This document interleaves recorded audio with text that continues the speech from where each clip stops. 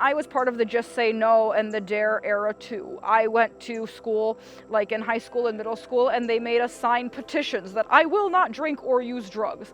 So telling people just say no, and that's all you have to say, is really detrimental because you're giving them none of the tools that they need.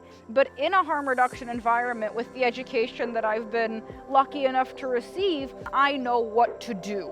Like, I feel very empowered in that knowledge. Lives are saved and bad consequences are prevented. The harm reduction approach is one of the most important approaches because just say no, telling people not to do drugs doesn't work. People are going to be presented with these opportunities, peer pressure, all kinds of factors that could play into why they would take the drug. It's unrealistic to expect people just to say no every single time, but if we can give people the knowledge, maybe they will say no, but if they don't say no, here's how we can help them.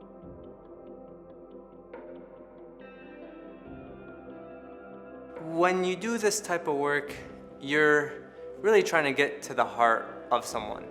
If it's not coming from a place of genuine concern for that person, they're gonna tell right away, and they're gonna dismiss you, and nothing you say past that point is gonna matter to them.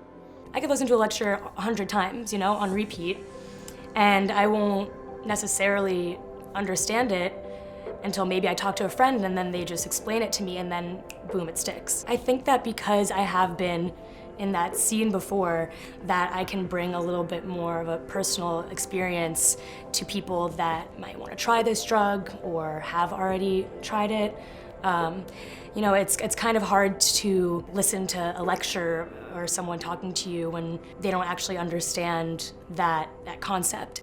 As one of their peers giving this information, I think it's so much easier to trust. It's not some out of touch, not actually in the scenarios that I'm in person, telling me how to behave in those scenarios. It's somebody who's going to be there with me, or somebody who's a lot like the people that are there with me in those scenarios. This is another normal 21-year-old person telling me how to do things more safely.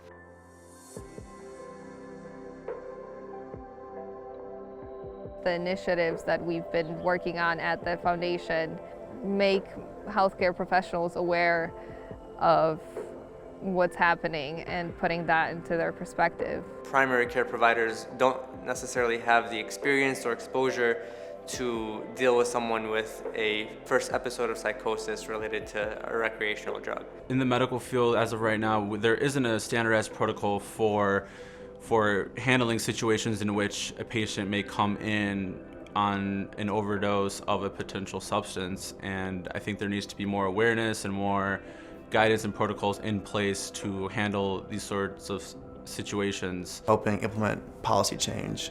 I want to continue to be a part of that process and implementing lasting change, helping prevent as many tragedies from occurring as possible.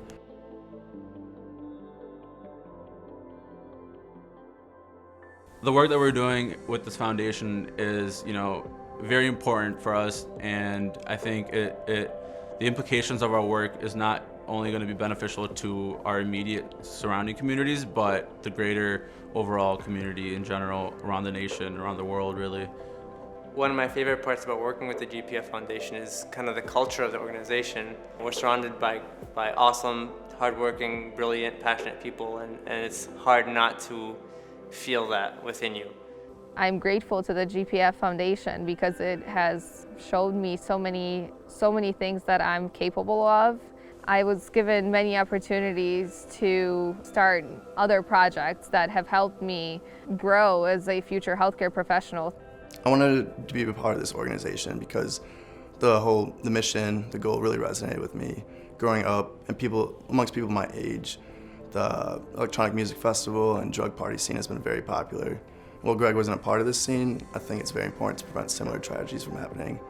Coming from a background in undergrad in which I really enjoyed going to music festivals, I saw individuals at these festivals having a bad experience, needing to be carried out. I had a duty as someone wanting to help others, and I can help educate others regarding this.